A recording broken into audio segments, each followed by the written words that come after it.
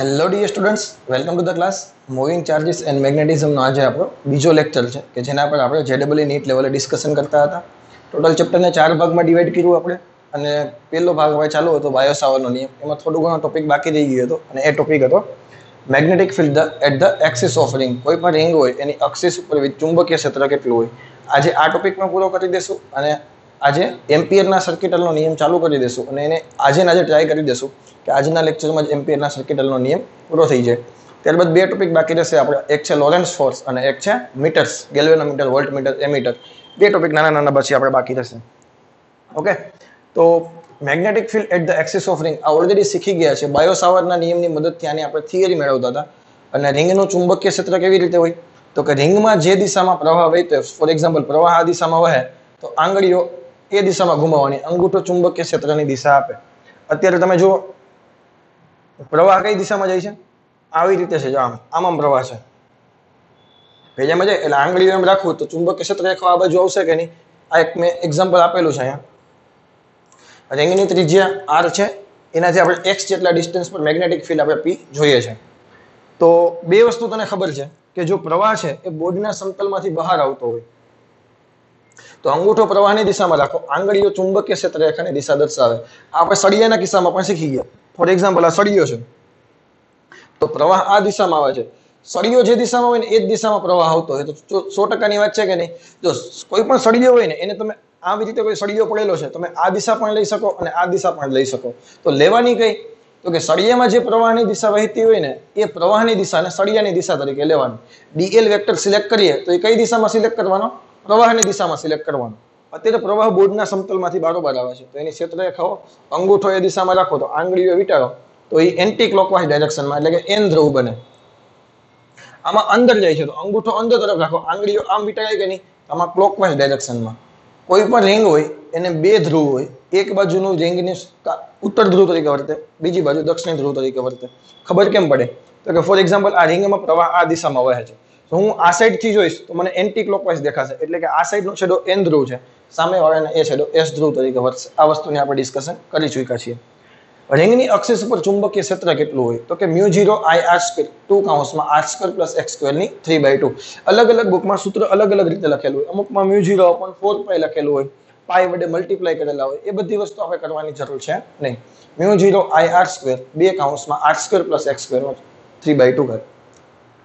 થોડુંક આપણે સાદું રૂપ આપીએ, ઓલરેડી શીખી ગયા છીએ. ઉપરની જે 2 વડે મલ્ટીપ્લાય કરી નાખો, અહીંયા 4 થઈ ગયા, હજી પાઈ વડે મલ્ટીપ્લાય કરી નાખો એટલે નીચે થઈ ગયા 2π વડે મલ્ટીપ્લાય કર્યા એટલે 4π થઈ ગયા. અહીંયા 2 છે અને પાઈ r² ને આપી દઉં તો પાઈ * r² એને કહેવાય એરિયા અને I * a એને કહેવાય ચુંબકીય ડાયપોલ મોમેન્ટ. ઓલરેડી શીખી ગયા કે નહીં. તો એને બદલે થઈ ગયું એમ આવી ગયું, I * a ને બદલે ઉપર એક 2 હતા. આ સમીકરણ કેના જેવું હતું યાદ આવે? 2kp/r³. ડાયપોલની અક્ષ પરના બિંદુએ વિદ્યુત ક્ષેત્ર કેટલું થાય એના જેવું સમીકરણ આપણે કમ્પેરિઝન કરી દીધી કે જ્યાં એમ છે ચુંબકીય ડાયપોલ મોમેન્ટ છે. ઓલામાં k ને બદલે 1/4πε0 આવતું હતું કે નહીં અને અહીંયા શું થઈ ગયું μ0/4π. આ એક વસ્તુ તમારી બુકમાં લખેલી છે અને આ બે સમીકરણ આપણે યાદ રાખવાના છે. જનરલી આ સમીકરણ આનો એટલો બધો ઉપયોગ એટલો બધો આવશે નહીં. આ વધારે પેપર આમ ટફ જેવું બનાવવું હોય, થોડુંક ટિપિકલ ટાઈપનું પેપર બનાવવું હોય તો ચુંબકીય ડાયપોલ મોમેન્ટનું તમને આપી દે અને એના આધારે તમને એક્સિસ ઉપર ચુંબકીય ક્ષેત્ર પૂછે. એક આ શોર્ટકટ આપણે સાબિત કરેલી છે કે I જેટલો વિદ્યુત પ્રવાહ ધરાવતી કોઈ રિંગ હોય કે જેનો આવી રીતે કોઈ રિંગ છે કે જે θ જેટલો ખૂણો બનાવે સેન્ટર પાસે, એની આર્ક છે, આ આર્કની લેન્થ કેટલી થાય, ચાપની લેન્થ કેટલી થાય r θ. ચાપ બરાબર ખૂણો ગુણ્યા ત્રિજ્યા. તો એ ચાપને લીધે સેન્ટર પાસે ચુંબકીય ક્ષેત્ર μ0 I/4πr. અને ડાયરેક્શન જોતી હોય તો પ્રવાહ આ દિશામાં છે કે નહીં તો આંગળીઓ આ દિશામાં રાખો, અંગૂઠો અંદર ગયો કે નહીં, અહીંયા જે દિશા આવશે કઈ દિશામાં આવશે અંદર. આ વસ્તુ ક્લિયર? હવે રિંગના સેન્ટર પર ચુંબકીય ક્ષેત્ર બે રીતે મળી શકે. કારણ કે રિંગના સેન્ટર પર તમે જાઓ તો x ઘટતા 0 થઈ જાય તો તમે સેન્ટર પર પહોંચી શકો. તો આ સમીકરણમાં x = 0 મૂકો તો r² ની 3/2 આવ્યા, આ બબ્બે કેન્સલ થઈ ગયા તો r ઘન વિધા, r² અને r ઘનમાંથી તમે છેદ ઉડાડો એટલે વધશે ખાલી r વધશે μ0 I/2r. ડિસ્કશન કરી ચૂક્યા છે એટલે થોડુંક સ્પીડમાં ચલાવું છું. અને આમાં આખી રિંગ તમે વિચારો ગોળ તો θ કેટલાનો થઈ જાય 2π. તો આ સમીકરણમાં 2π મૂકો 2 પાઈ અને 4 પાઈ માં બે વધ્યા તો μ0I/2r બંને રીતે તમે સાબિત કરી શકો છો.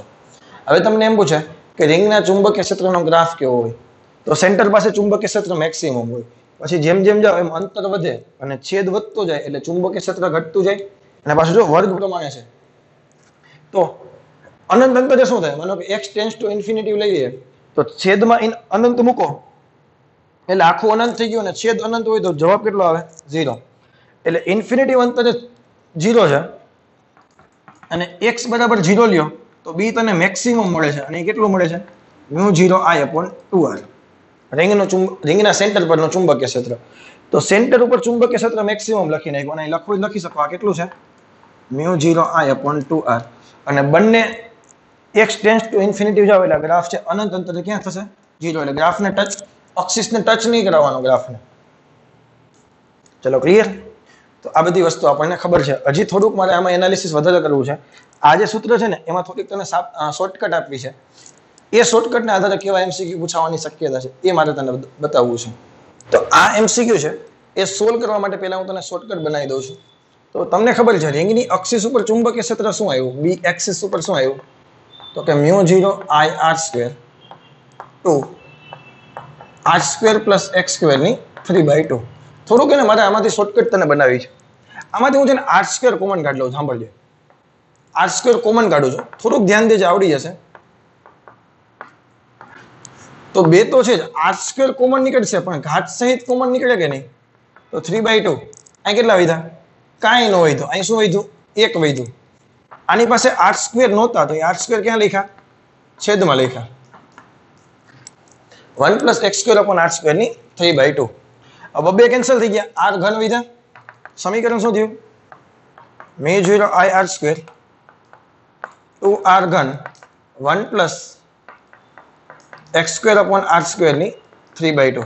ઘણાને દ્વિપદી પ્રમેય યાદ આવતો હશે, યાદ આવે કે નહીં, પેલું પદ એક હોય, ઘાત જોવી ના ગમતી હોય, પણ દ્વિપદી પ્રમેય વાપરવાની કઈ જરૂર છે નહીં અહીંયા. એટલા માટે જરૂર નથી કારણ કે તમને નીટમાં કે જેડબલીમાં એવા જ એમસીક્યુ પૂછાશે કે જેનું ઘનમૂળ કે જેમાં તમે 3/2 ને આધારે એને તમે સોલ્વ કરી શકતા હશો. હું તને એક એક્ઝામ્પલ આપું તો તને વધારે આઈડિયા આવશે.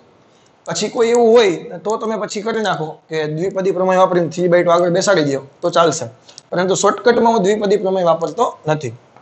એક r વિધા μ0I/2r, અહીં શું કીધું 1 પ્લસ x²/r² એની 3/2. તો શું થયું બી એક્સિસ, આ શું થઈ ગયું સેન્ટર, રિંગની અક્ષ ઉપર સોરી રિંગના કેન્દ્ર ઉપર ચુંબકીય ક્ષેત્ર μ0I/2r છેદમાં 1 પ્લસ x²/r² એની 3/2. મારે આ વસ્તુ તને યાદ હોવી જોઈએ. ક્લિયર, આ શોર્ટકટ છે. હવે ખાલી μ0I/2r હોય, એ નાટાની રિંગ હોય તો એના વડે ગુણવાના, તો બધી વસ્તુ તને ખબર છે, એ મારે કઈ કહેવાની જરૂર છે નહીં. આ એક શોર્ટકટ તારા મગજમાં હોવી જોઈએ, આના આધારે એમસીક્યુ પૂછાશે. ક્વેશ્ચન એવો છે, જો ઇંગ્લિશમાં રકમ છે થોડુંક મેનેજ કરી લેજો. મને ખબર છે કે ગુજરાતી મીડિયમ વાળા આપણે છીએ, પરંતુ સારા સારા ક્વેશ્ચન છે એ ઇંગ્લિશ મીડિયમની સારી બુકમાંથી મળી જાય છે, રેફરન્સ બુકમાંથી. તો હું તને સમજાવી દઉં છું, તને આરામથી સમજી શકશો, અને મને એટલો વિશ્વાસ છે કે તમને એટલું ઇંગ્લિશ તો આવડે છે. મારી જેમ તમે EC it, he is, she is, it is, they are, we are, you are એવા તમે નથી. Find out distance on axis of ring. શું છે, રિંગની અક્ષ ઉપર આપણે અંતર જોઈએ છે. શું જોઈએ છે, રિંગની અક્ષ ઉપર અંતર જોઈએ છે. વેર કે જ્યાં field due to current carrying ring, કે રિંગને કારણે ચુંબકીય ક્ષેત્ર becomes 1/8 of its value at the center of ring. સાંભળજો, આનો મતલબ શું થાય, એવું તમે ડિસ્ટન્સ ગોતો કે એક્સિસ ઉપર ચુંબકીય ક્ષેત્ર છે એ 1/8 ગણો થઈ જાય, વેલ્યુ 1/8 of its value કેના કરતા, at the center of ring, રિંગના સેન્ટર પર જે કિંમત હોય એના કરતા 8મા ભાગનો હોય એવું બિંદુ તમે ગોતો. રિંગની અક્ષ ઉપર એવું બિંદુ તમે ગોતો કે જ્યાં ચુંબકીય ક્ષેત્ર છે બી એક્સિસ 1/8 BC હોય. તમને ખબર છે સેન્ટર પર ચુંબકીય ક્ષેત્ર મેક્સિમમ હોય, અહીંથી દૂર જાય ચુંબકીય ક્ષેત્ર ઘટે. તો એવું બિંદુ જોઈએ કે જ્યાં સેન્ટર કરતા ચુંબકીય ક્ષેત્ર 8મા ભાગનું હોય. તો આપણી પાસે ઓલરેડી શોર્ટકટ છે, બી એક્સિસ બરાબર બી સેન્ટર 1 પ્લસ x²/r² 3/2. બી એક્સિસના છેદમાં બી સેન્ટર લઈ આવું, અથવા તો બી એક્સિસ બરાબર શું મૂકી દઉં 1/8 બી સેન્ટર. તો બે બાજુ બી સેન્ટર કેન્સલ થયા.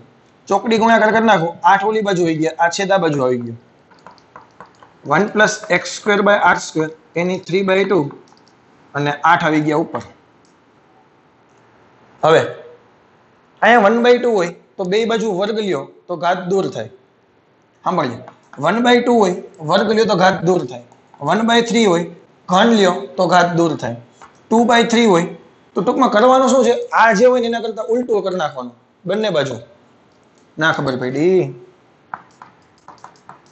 1 + x²/r², આ બાજુ 3/2 છે, બે બાજુ 2/3 ઘાટ હોય તો ગુણી નાખું.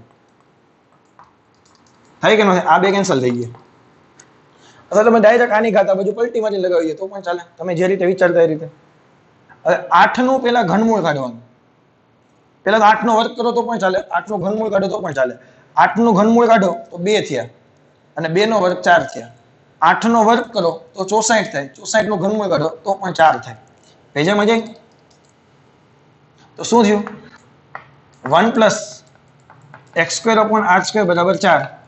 તો x²/r² બરાબર 3. અહીંથી r² સામેની બાજુ ગયા તો x² બરાબર 3r², x બરાબર √3r. તો ડિસ્ટન્સ કયું આવ્યું? √3r જેટલા ડિસ્ટન્સ છે. કે આ તો ડિસ્ટન્સ r છે, એના કરતા આ ડિસ્ટન્સ કેટલું હોવું જોઈએ? 1.71r, એટલે કે √3r જેટલું ડિસ્ટન્સ હોય ત્યારે ચુંબકીય ક્ષેત્ર સેન્ટરના ચુંબકીય ક્ષેત્ર કરતા 8મા ભાગનું થશે. ચલો ક્લિયર? આ શોર્ટકટ મગજમાં બેસી ગઈ? કંઈ છે નહીં, થોડું ઘણું સાદુરૂપ આપ્યું અને શોર્ટકટ બનાવી છે આપણે. ફરીથી બે પ્રોબ્લેમ છે, બંને સારા કહી શકાય એવા પ્રોબ્લેમ છે. તમને ઘણી બધી બુકમાં આના જેવા પ્રોબ્લેમ તમને પ્રેક્ટિસ માટે મળી જશે. જો પહેલા પ્રોબ્લેમમાં કેવું છે કે તમને ચાપ આપેલી છે અથવા તો એક વાયર આખું આવું આપેલું છે કે આ માનો કે ભૂલી જાઉં તો વ્યવસ્થિત જોતો આવી રીતે છે. અહીંથી આમ જાય, આમ જાય, આમ જાય, આમ જાય અને આમ જાય. ક્લિયર? તો પહેલા તો તને એટલી વસ્તુ ખબર છે કે આ સળિયા જેવું કામ કરશે. સળિયાની આગળ અને પાછળના બિંદુએ ચુંબકીય ક્ષેત્ર 0 થાય. આપણે આ બિંદુએ ચુંબકીય ક્ષેત્ર જોઈએ છે. તો આ સળિયાનું પાછળનું બિંદુ છે, આટલા ભાગને કારણે તો 0 થઈ જશે. એ મેં એમનું કાઢી નાખ્યું. આટલા ભાગને પણ કારણે 0 થઈ જશે. આ પણ મેં કાઢી નાખ્યો. હવે વૈધો ખેલ કેનો? આ ત્રણ ચાપનો ખેલ વૈધો. તો r1 બરાબર r છે, r2 બરાબર 2r છે, r3 બરાબર 3r છે. અને બધામાં ત્રણમાં થીટા કેટલાનો થાય છે? 180. બોલે તો પાઈ. થીટા કેટલાનો થાય છે? પાઈ. પહેલી રિંગને કારણે હું ચુંબકીય ક્ષેત્ર લખું છું B1 બરાબર μ0 I θ/4πr. r1 બરાબર મેં r લખી નાખ્યા, અથવા તો મેં r1 લખ્યા. ચાલો અહીં θ1 કહી દો. તો μ0 નો μ0, I ના I, θ1 દેખાઈ દે પાઈ, અહીં લખી નાખ્યા r. હવે વાત આવી એની ડાયરેક્શનની. ડાયરેક્શન કઈ થશે બોલો જોઈએ? તો કે ચાપની દિશામાં પ્રવાહ જે દિશામાં હોય એ દિશામાં આંગળી રાખો, અંગૂઠો અંદર તરફ આવ્યો તો આનું જે ચુંબકીય ક્ષેત્ર આવે છે એ અંદર તરફ આવે છે. ક્લિયર? પછી પાઈ કેન્સલ થઈ ગયા. B2 બરાબર μ0 I, થીટા તો એનો પણ પાઈ જ છે, 4π r2, અને r2 દેખાઈને મારે કેટલા લખવાના છે? 2r. પાઈ કેન્સલ થઈ ગયા. μ0 I/4 × 2r. આપણે આમ જ લખીએ. એનું ચુંબકીય ક્ષેત્ર તો કે પ્રવાહ આમ આવે છે તો અંગૂઠો બારોબાર બાજુ આવશે, એટલે કે B3 બરાબર μ0 I, થીટા દેખાઈ દે પાઈ, 4π અને r દેખાઈ દે 3r. પાઈ કેન્સલ. μ0 I/4 3r, અને ચુંબકીય ક્ષેત્ર અંદર તરફ. હવે મને કહે છે કેનો ચુંબકીય ક્ષેત્ર સૌથી મેક્સિમમ મળશે? પહેલી રિંગને કારણે, કારણ કે એમાં ત્રિજ્યા સૌથી નાની છે, છેદ સૌથી નાનો છે, ચુંબકીય ક્ષેત્ર સૌથી વધારે મળે. તો એના આધારે નિશાની લેશું. આને પ્લસ કહીએ, આને પ્લસ કહીએ, આને કેવા કહી દેશું? માઇનસ કહી દેશું. તો B બરાબર B1 - B2 B3. ચલો બધામાંથી કોમન શું નીકળશે? μ0 I અને 4r બધામાં છે. પહેલામાં કાંઈ ન હોય તો એટલે 1, બીજામાં -1/2 અને ત્રીજામાં +1/3. બસ આને સોલ્વ કરવાનું છે.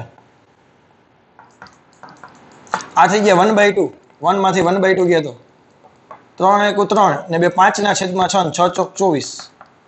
5/24 મ્યુ 0 I upon r આ તારો આન્સર. આવા તો તમને બુકમાં ઘણા બધા ક્વેશ્ચન આપેલા હશે, પ્રેક્ટિસ કરજો. એક વસ્તુ યાદ રાખવાની, સળિયાની આગળના અને પાછળના બિંદુએ ચુંબકીય ક્ષેત્ર 0 થાય. એક એવા પ્રોબ્લેમ ઘણી જગ્યાએ તમને દેખાશે. આવો એક સરસ મજાનો પ્રોબ્લેમ તમારી બુકમાં આપેલો છે. આવી રીતે કંઈક છે. આ બિંદુએ ચુંબકીય ક્ષેત્ર જોઈએ અને આવા ઘણા બધા ચાપો આપેલી છે. અહીંથી આમ જાય ને અહીંથી આમ જાય, આવું જોઈ લેજે. આવો કંઈક ક્વેશ્ચન છે. રેડી? તો થીટા તો બધામાં સેમ જ છે. બધામાં ખાલી ત્રિજ્યા બદલશે.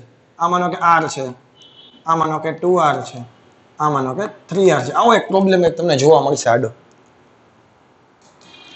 ચાલો, એના પછીનો જે આ પ્રોબ્લેમ છે ને, એમાં છે ને આપણે થોડુંક વ્યવસ્થિત વિચારવું પડશે. આવો તારે સેન્ટર પાસે ચુંબકીય ક્ષેત્ર જોઈએ. આને છે ને તમે અક્ષિસ ઉપર બનાવી દો. આવું છે. તો આ બિંદુ છે એ આ સળિયો છે એની પાછળનો બિંદુ કહેવાય કે નહીં? તો આના કારણે તો ચુંબકીય ક્ષેત્ર 0 થઈ ગયું. એટલે આને હાલ પૂરતું કેન્સલ કરી નાખો એટલે આપણે જોવામાં પ્રોબ્લેમ ન આવે. ક્લિયર? આને હું બે ભાગમાં વેચી દઉં. આ પહેલો ભાગ અને બીજો ભાગ. પહેલો ભાગ છે ને એનાથી આ બિંદુ તમારે જોઈએ. આની ત્રિજ્યા માનો કે r લખી નાખીએ. કેટલી લખી નાખીએ? r. તો આ સેમી ઇન્ફાઇનાઇટ રોડ જેવું કામ કરે, અર્ધ અનંત સળિયા જેવું. જો આ માનો કે આ અનંત સુધી છે, એક બિંદુથી અહીં આવ્યું, તો સેમી ઇન્ફાઇનાઇટ રોડ માટે શું થાય? Mu 0 I upon 4πr. બોલ, આમાં કઈ વાંધો? ત્રિજ્યા જેટલી છે એટલું લખી નાખવાની. લંબ અંતર લખવાનું હોય. 4π અહીંયા r પરપેન્ડિક્યુલર હોય, r લંબ અંતર, પરંતુ લંબ અંતર ત્રિજ્યા જેટલું જ થશે. અને બીજા માટે આ જે આખો એંગલ બને ને, કેટલાનો એંગલ બનશે? આ એંગલ નો મપાયો, એંગલ આટલો થાય. આ એંગલ કેટલાનો થયો? 3π/2, 270 નો એંગલ થયો. બોલ, તને કઈ વાંધો?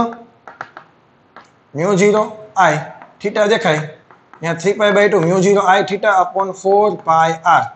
અને તમે સોલ્વ કરો એટલે 3/8 મ્યુ 0 I ના છેદમાં r.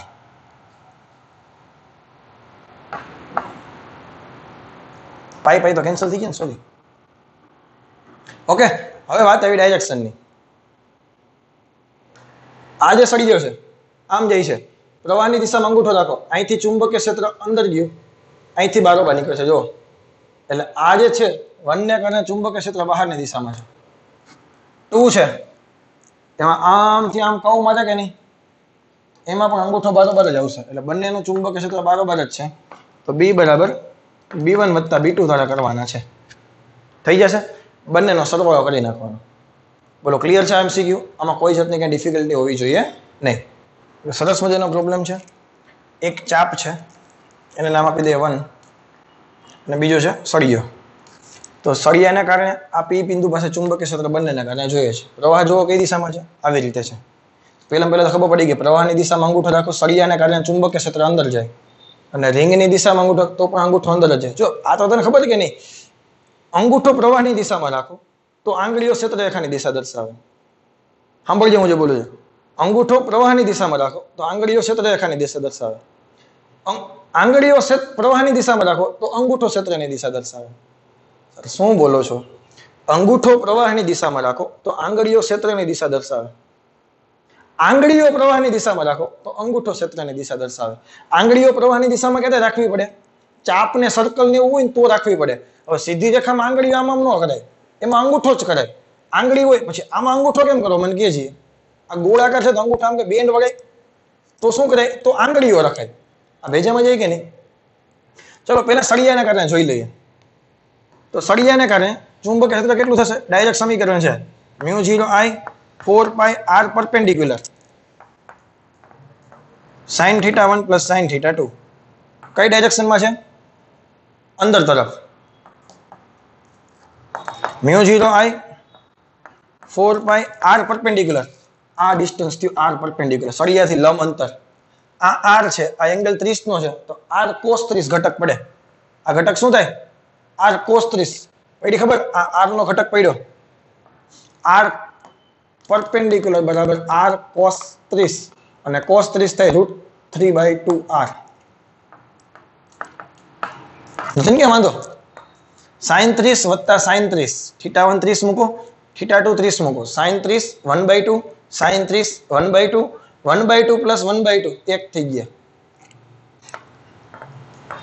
sin 30 + sin 30 sin 30 ની કિંમત 1/2 sin 30 ની કિંમત 1/2 અડધો ને અડધો 1 થઈ ગયા કાપી નાખ્યો પડી ખબર આમાં કઈ ડાઉટ નથી ને જરૂર પડશે તો છેદ ઉડાડશું પછી આપણે હવે ચાપને કારણે μ0 I θ upon 4 pi r θ કેટલો છે 60 નો નહીં θ આટલો થાય ખાઈ જોવો કે 360 નું આખું સર્કલ હોય એમાંથી 60 ગયા તો θ કેટલાનો થયો 300 ડિગ્રી રેડિયનમાં ફેરવતા આવડે પાઈ બાય 180 વડે મલ્ટીપ્લાય કરવાના ડિગ્રી ડિગ્રી કેન્સલ 0 0 કેન્સલ 6 35 6 તેરી 18 5 pi by 3 μ0 I 5 pi by 3 4 pi r આ પણ અંદર જ છે કરો બેનો સરવાળો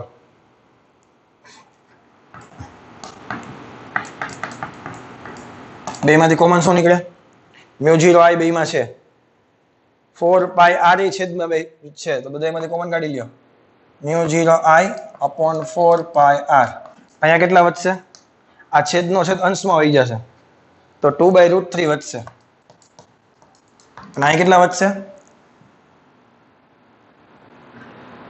5 પાઈ બાય 3 પાઈ કેન્સલ નથી કર્યો બરોબર કાઢ્યા હતા તો આ આન્સર પેજામાં જઈ આમાં બીજું કંઈ છે નહીં આવડી જશે એકદમ ઈઝી પ્રોબ્લેમ છે હવે જે પ્રોબ્લેમ જોવાના છે એ 3D પ્રોબ્લેમ જોવાના છે 3D પ્રોબ્લેમ મતલબ તમને 3 ડાયમેન્શનમાં ક્વેશ્ચન પૂછ્યા હશે તો એને કેવી રીતે ટેકલ કરવા એ શીખવાડું છું તો હવે 3 ડાયમેન્શન પ્રોબ્લેમ જોવાના છે તમને સમતલની રીતે આકૃતિ આપેલી હશે પણ પ્રોબ્લેમ 3 ડાયમેન્શન હશે ફોર એક્ઝામ્પલ આ માનો કે એક્સિસ તમને આપી છે આ વાય એક્સિસ આપી છે આ જે એક્સિસ છે એ એક્સ એક્સિસ છે અને આ જે એક્સિસ છે એ ઝેડ એક્સિસ આ બાજુ ઝેડ હોય આ બાજુ માઇનસ ઝેડ હોય ખબર પડે કે નહીં અથવા એને તમે આવી રીતે વિચારી શકો જો આ તમને એવું કીધું ઝેડ અક્ષ ઉપરથી સળિયો આવે છે XY સમતલમાં થઈ ગયા અને પાછું Z અક્ષથી બારોબાર નીકળે એમ ખબર ના પડતી હોય તો આ X અક્ષ થઈ ગયા બોર્ડની ધાર છે આ Y અક્ષ થઈ ગયા XY સમતલ થઈ ગયું કે નહીં તો XY સમતલમાં આ ચાપ તો એમનો જ આવશે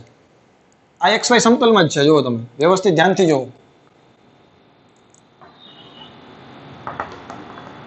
મારે આ બિંદુએ જોઈએ છે તો બાકીના બે સળિયા કેમ છે ખબર છે અહીંથી આવે છે આમ Z અક્ષ પર જાય છે આ XY સમતલ અને પાછું Z અક્ષથી બારોબાર નીકળે છે ધ્યાનથી જો આ Z સમતલ સાઈડમાં એટલા માટે બતાવ્યું 3 ડાયમેન્શન છે ખરેખર આમ છે એટલે અહીંથી એક ગયું આમ ફર્યું અને પછી પાછું આવ્યું એટલે જાય છે ને તો એને હું ચોકડી સ્વરૂપે દર્શાવું અને આ બહાર આવે છે એનું ટપકા સ્વરૂપે દર્શાવું ઇમેજિન થઈ છે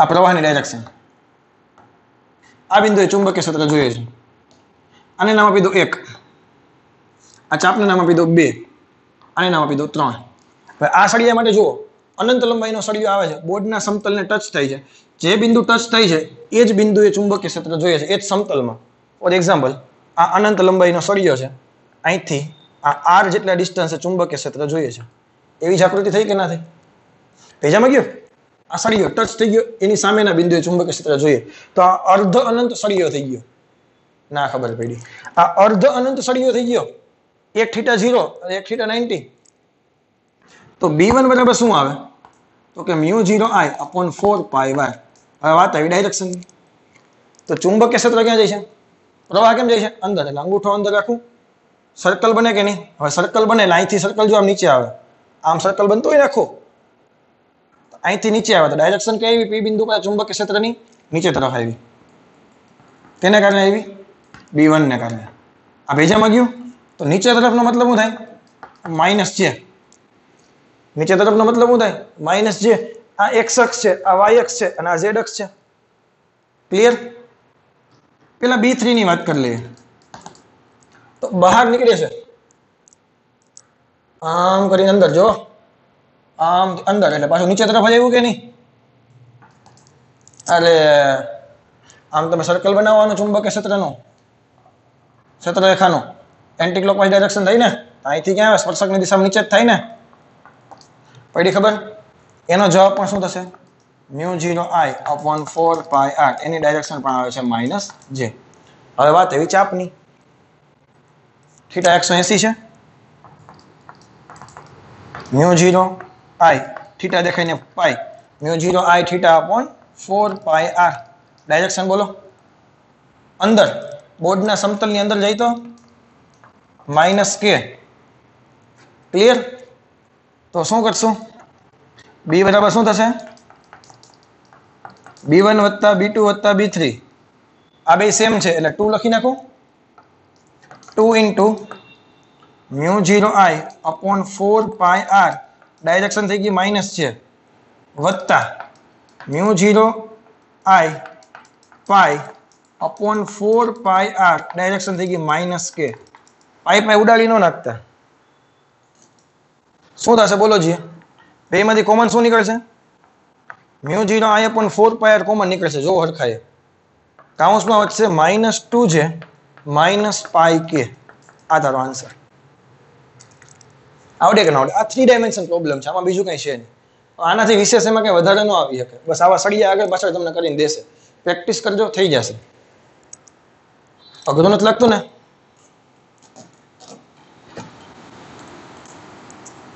ચલો બે રિંગ છે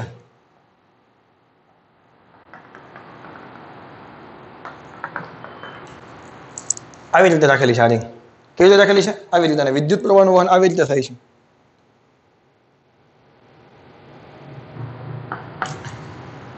બીજી જે રિંગ છે એ આવી રીતે રાખેલી છે કે જેમાં વિદ્યુત પ્રવાહનું વહન આવી રીતે થાય છે એક રિંગ કેમ છે બીજી રિંગ કેમ છે આડી આ દિશામાં આંગળી રાખો તો આની ક્ષેત્રરેખાઓ કેવી રીતે આવે આંગળીઓ આ દિશામાં રાખો તો ઉપર તરફ આવે કે નહીં તો બ્લૂનું ચુંબકીય ક્ષેત્ર ઉપર તરફ આવશે અને આમ છે એનું આંગળી આમ રાખો તો એનું ક્ષેત્ર આ બાજુ આવશે વ્હાઇટનું ક્ષેત્ર આ બાજુ આવશે માનો કે બેની ત્રિજ્યા સેમ તને આપી દઉં બેમાંથી કરંટ પણ તને સેમ આપી દઉં તો બી આનું પણ બી તો પરિણામી શું થશે યાદ કરો ભાઈ પેલું ચેપ્ટર √2b અને રિંગના સેન્ટર પર ચુંબકીય ક્ષેત્ર કેટલું હોય mu 0 I upon 2r answer આવી ગયો એમાં કઈ છે એટલે ગમે તેવો 3D પ્રોબ્લેમ પૂછે ને આપણને કોઈ જાતની ડિફિકલ્ટી આવશે નહીં નવો ટોપિક શીખવા જઈ રહ્યા છીએ નીટ અને જેડબલઈ બંને માટે IMP છે પૂછાય મેક્સિમમ 5 સેકન્ડમાં તમે આન્સર લઈ આવી શકશો જો તારા મગજમાં કોન્સેપ્ટ હશે 5 સેકન્ડમાં હું જે કહું છું તે સાંભળજે માનો કે તમને એક સર્કલ આપેલું છે ચલો એક કામ કરીએ આપણે ફિગર એને ફરીથી બતાવું છું આખી એટલે વધારે તારા મગજમાં બેસી અમુકને એમ થાય સર આ બધું હું ખીચડો કરી નાખ્યું છે એક સર્કલ તમને આપેલું છે સર્કલમાં કોઈ બે શિરોબિંદુ હતી બે તાર જોઈન્ટ કરી દઈએ અહીંથી પ્રવાહ I દાખલ થાય છે સાંભળજો શું થાય છે શું થશે એક પ્રવાહ આમાં જશે આટલા ભાગમાં I1 અને આટલા ભાગમાં I2 પ્રવાહ જશે એ I2 અહીંયા આવશે અને I1 બંને ભેગા થઈને ફરી પાછો I બહાર નીકળી જશે બોલો ક્લિયર આ જે સર્કલ છે એનું સેન્ટર અહીંયા છે અને આ જે એંગલ છે આ એંગલ માનો કે θ1 છે અને આ એંગલ θ2 છે હવે ત્રીજા ચેપ્ટરમાં તમે ઓલરેડી શીખી ગયા છો આવી રીતે કોઈ હોય તો નીચેનો જે ભાગ છે એનો અવરોધ R1 થઈ જાય અને ઉપરનો અવરોધ છે એ R2 થઈ જાય અને R1 અને R2 બંને કેમાં થઈ ગયા સમાંતરમાં થઈ ગયા ક્લિયર આ બંને સમાંતર જોડાણ થઈ ગયું ને તો સમાંતર જોડાણમાં વોલ્ટેજ સમાન હોય એટલે V1 = V2 I1 R1 = I2 R2 અહીંયા સુધી ક્લિયર પરંતુ R1 ની કિંમત શું થાય R = ρl/a રો શું છે અવરોધકતા એ છે ને આડછેદનું ક્ષેત્રફળ સમાન જ સળિયો છે એ તો કોમન જ આવશે આટલા ભાગની લંબાઈ L1 થઈ ગઈ આટલા ભાગની લંબાઈ અહીંથી અહીં સુધીની L1 અને બાકીના ભાગની લંબાઈ L2 હવે L1 કેટલા થાય તો કે ચાપ ઇન્ટુ ચાપ બરાબર ખૂણો ગુણ્યા ત્રિજ્યા તો rθ1 થાય L1 દેખાય ને rθ1 અને L2 દેખાય ને rθ2 આ બે કિંમત તમે R1 અને R2 ની કિંમત અહીંયા મૂકશો એટલે બે બાજુ ρ a r કેન્સલ થશે એટલે I1 θ1 = I2 θ2 થશે આ એક મહત્વનું સમીકરણ છે જે યાદ રાખવાનું છે આના આધારે MCQ પૂછાશે ગોખવાનું તને નથી કહેતો તને સમજાય જ છે બધી વસ્તુ સાબિત કરવા કરતા એને યાદ રાખવું વધારે ઈઝી છે હવે ચુંબકીય ક્ષેત્રની વાત આવી સેન્ટર પાસે. આ સેન્ટર પર ચુંબકીય ક્ષેત્ર કેટલું છે તમને પૂછે તો I1 વાળું છે એ આમ છે તો એનું ચુંબકીય ક્ષેત્ર બરાબર આવશે ખૂણો θ1 છે. B1 બરાબર μ0 I1 θ1 છેદમાં 4 પાઈ r. ત્રિજ્યા તો બેમાં સેમ જ છે ને. આના માટે પ્રવાહ આમ જશે ને તો આંગળી આમ રાખો અંદર ગયું. B2 બરાબર μ0 I2 θ2 છેદમાં 4 પાઈ r.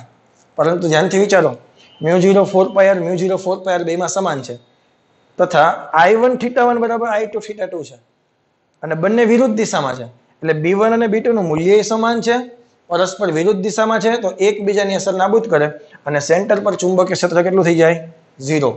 તો આવી કોઈ પણ પેક આકૃતિ હોય ક્લોઝ આકૃતિ હોય જરૂરી નથી કે અહીંથી જ જાય. કોઈ કરંટ અહીંથી ગયો અને અહીંથી બહાર નીકળ્યો તો સેન્ટર પાસેના એંગલ જોઈ લેવાના. આ એંગલ θ1 કહી દો આ એંગલ θ2 કહી દો. ગમે તે આકૃતિ હોય બંધ આકૃતિ હોવી જોઈએ. સર્કલ હોવું જરૂરી નથી. ચોરસમાં પણ ચાલે. શા માટે? લંબચોરસમાં પણ ચાલે. શા માટે? શિરોબિંદુએથી જવું જરૂરી થોડું છે. માનો કે આમાં ગયો I1 એ જ ગયો I1 અહીંયા ગયો I2 એ જ I2 ગયો અહીંયા. હવે જો આટલો જે ભાગ છે આટલા ભાગની લંબાઈ એના કારણે કંઈક એનો અવરોધ હશે કે નહીં એને નામ આપી દો R1 અને આ સાઈડનો જે ભાગ છે એનો અવરોધ હશે R2.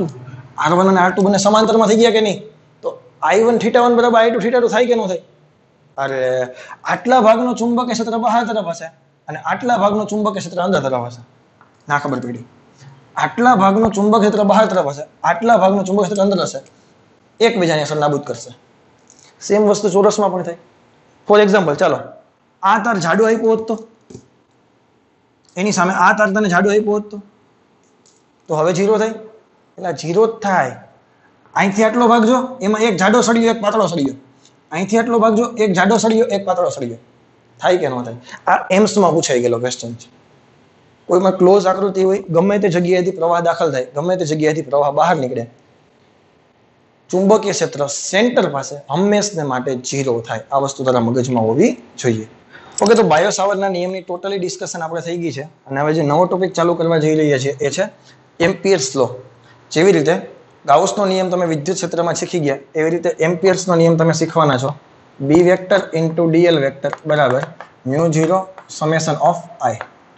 ચુંબકીય ક્ષેત્રમાં કોઈ બંધ વક્ર પરના ચુંબકીય ક્ષેત્રનું રેખા સંકલન તે વક્ર વડે ઘેરાતા વિદ્યુત પ્રવાહના બેઝિક સરવાળા અને μ0 ના ગુણાકાર જેટલું હોય છે. આ નિયમ બધી તમને ખબર છે. હવે સળિયો આવી રીતે છે તો ક્ષેત્ર આ દિશામાં છે કે નહીં? હા કે ના? સળિયો આ દિશામાં ક્ષેત્ર આ દિશામાં હોય કે નહીં? અને તમે જો રેખા સંકલન પણ એ જ દિશામાં કરો તમે dl ખંડ પણ એ જ દિશામાં લ્યો તો રેખા સંકલન અને ચુંબકીય ક્ષેત્ર બંને એક જ દિશામાં હોય તો ઉપરનો પ્રવાહ પોઝિટિવ એનાથી વિરુદ્ધ દિશાનો પ્રવાહ નેગેટિવ. ફોર એક્ઝામ્પલ dl હું આ જ દિશામાં લઉં છું રેખા સંકલન એ જ દિશામાં કરું છું ચુંબકીય ક્ષેત્ર પણ એ જ દિશામાં છે તો ઉપરનો પ્રવાહ પોઝિટિવ લેવાનો. જો રેખા સંકલન વિરુદ્ધ દિશામાં હોય અને ચુંબકીય ક્ષેત્ર પણ એની જો ચુંબકીય ક્ષેત્ર આમ છે હું રેખા સંકલન આમ કરું તો આ I કેવા લેવાના? નેગેટિવ લેવાના. આ વસ્તુ તમને બધી ખબર છે. ગાઉસનો નિયમ શું હતો? વિદ્યુત ક્ષેત્રમાં કોઈ પૃષ્ઠનું પૃષ્ઠ સંકલન કરવાનું. તે પૃષ્ઠ વડે ઘેરાતા વિદ્યુત ભાર અને ε0 ના ગુણોત્તર જેટલું હોય છે અહીંયા ગુણાકાર જેટલું હોય છે. હવે છે ને એમ્પિયરનો સર્કિટલનો નિયમ છે. આપણે 5 ટોપિકને લાગુ પાડવાના છીએ કે જે તમારા JEE અને નીટ માટે IMP છે. એમાં પહેલામાં પહેલો છે હોલો પાઇપ. વચ્ચેથી પોલો હશે PVC નો પાઇપ હોય એના જેવો. એક છે સોલિડ પાઇપ આખો વચ્ચેથી ભરેલો હોય એવો રોડ કોઈને માથામાં વાળીએ વચ્ચે ભરેલો હોય એવો આખો સળિયો. ત્રીજું છે એન્યુલર પાઇપ. એન્યુલર પાઇપ કોને કહેવાય કે જેને અંદર અને બહારની એકદમ જાડો પાઇપ. ફોર એક્ઝામ્પલ આવો કોઈ પાઇપ છે તમને આડછેદ બતાવવાની કોશિશ કરું તો સમજાય છે? આ થોડુંક જાડો હોય વચ્ચેથી પોલો હોય વચ્ચે હોલો છે પરંતુ બહારની ત્રિજ્યા અને અંદરની ત્રિજ્યા વચ્ચે થોડોક ડિફરન્સ હોય આવા પાઇપને કહેવાય એન્યુલર પાઇપ. એ ત્રીજો ટોપિક અને બાકીના 2 ટોપિક છે એ તમે બધા પરિચિત છો. એક છે સોલેનોઇડ અને એક છે ટોરોઇડ. આ 5 વસ્તુને આપણે એમ્પિયર્સ લો લગાવવાના છીએ. નિયમ તો તને ખબર પડી ગઈ. તો પહેલામાં પહેલું જેના માટે હું લગાવું છું એ છે હોલો પાઇપ. કેવો પાઇપ છે? Hollow pipe. હોલો એટલે વચ્ચેથી ખાલી, પોલો નળાકાર. હા કે ના? સાદી ભાષામાં કેવું હોય તો વચ્ચેથી ખાલી છે. જે કંઈ વિદ્યુત પ્રવાહનું વહન થશે આઈ વિદ્યુત પ્રવાહ બારોબારની બોડીમાંથી નીકળે, વચ્ચે તો કઈ છે જ નહીં, તો ક્યાંથી વહી શકે? એનું જે પરિઘ છે ને, પેરીમીટર, એમાં વક્ર સપાટીમાંથી ટૂંકમાં પ્રવાહનું વહન થાય, સાદી ભાષામાં કહું તો. હા કે ના? જે કંઈ પ્રવાહનું વહન થશે એ વક્ર સપાટીમાંથી થશે. અંદરના ભાગમાં તો જવા માટે કઈ છે જ નહીં. અને આમ ખબર ના પડતી હોય તો આપણે ટોપ વ્યૂ લઈએ. ઉપરથી તમે જુઓ તો જે કંઈ પ્રવાહ આવતો હશે ને તમારા બાજુ, ઉપરથી તમે જોજો, નીચેથી પ્રવાહ ઉપર તરફ આવે છે, એટલે ટપકા સ્વરૂપે દર્શાવવું પડે કે નહીં? તમારા બાજુ આવતું હોય તો માત્ર આવા પરિઘમાંથી નીકળશે. માનો કે આ પાઇપની ત્રિજ્યા હતી કેપિટલ આર. કેટલી હતી? Capital R. ક્વેશ્ચન શું હશે? 3 જગ્યાએ ચુંબકીય ક્ષેત્ર જોઈએ. એક બહારના બિંદુએ, એક પાઇપ ઉપર જ, અને એક અંદરના બિંદુએ. 3 જગ્યાએ ચુંબકીય ક્ષેત્ર જોઈએ. તો પહેલું બહારના બિંદુ માટે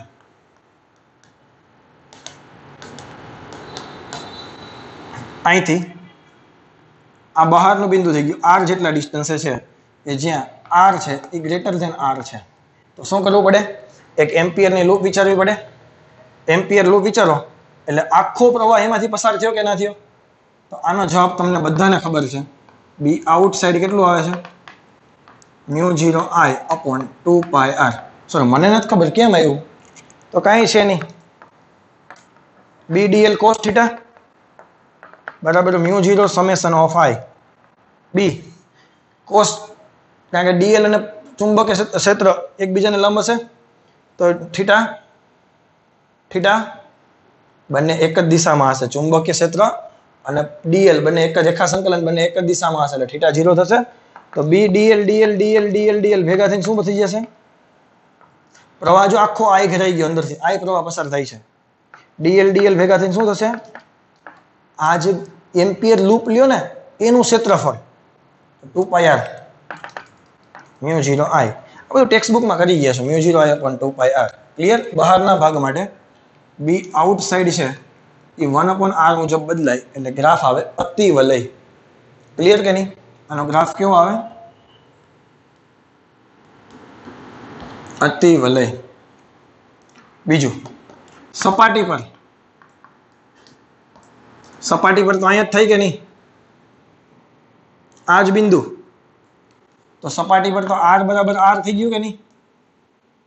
તો આ સમીકરણમાં મૂકી દો. બી સરફેસ μ0I/2πr, અને આ કિંમત મેક્સિમમ મળે, કારણ કે સપાટી પર ચુંબકીય ક્ષેત્ર મહત્તમ હોય, અંતર સાથે ઘટતું છે. અને અંદરના ભાગમાં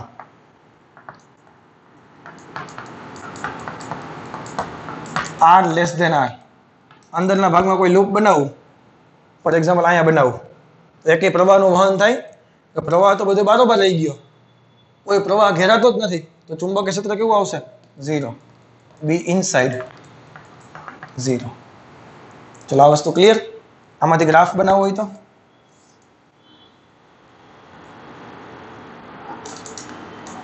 અહીંયા માનો કે r બરાબર 0 છે, અહીંયા r બરાબર r છે, તો સરફેસ થી 0 મેક્સિમમમાં મેક્સિમમ ચુંબકીય ક્ષેત્ર મને અહીંયા મળ્યું. કેટલું મળ્યું?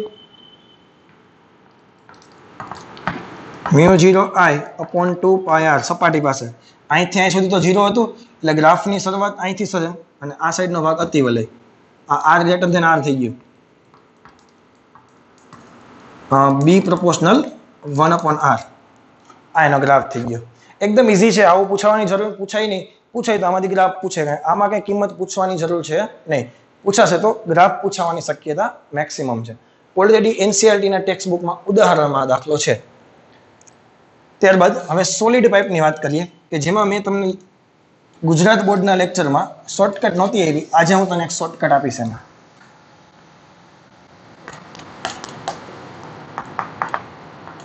ત્યારબાદ છે સોલિડ પાઇપ, આખો ભરેલો પાઇપ. ફોર એક્ઝામ્પલ આ પાઇપ હોય તો આખો ભરેલો હોય, પ્રવાહ છે અંદરના બધા જ ભાગમાંથી પસાર થતો હોય. અને આનો ટોપ વ્યૂ તને બતાવું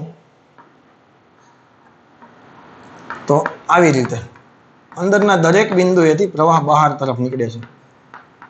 આ વસ્તુ દેખાઈ ગઈ તને? આની ત્રિજ્યા કેટલી લખી નાખીએ? r. આના પણ 3 બિંદુએ ચુંબકીય ક્ષેત્ર જોઈએ. પેલું બહારના બિંદુ માટે r greater than r.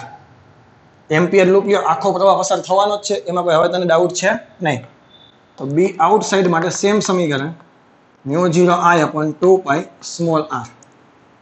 Clear? અહીંયા પણ b આઉટસાઇડ 1/r મુજબ બદલાય છે. ગ્રાફ આવશે અતિવલય, hyperbola.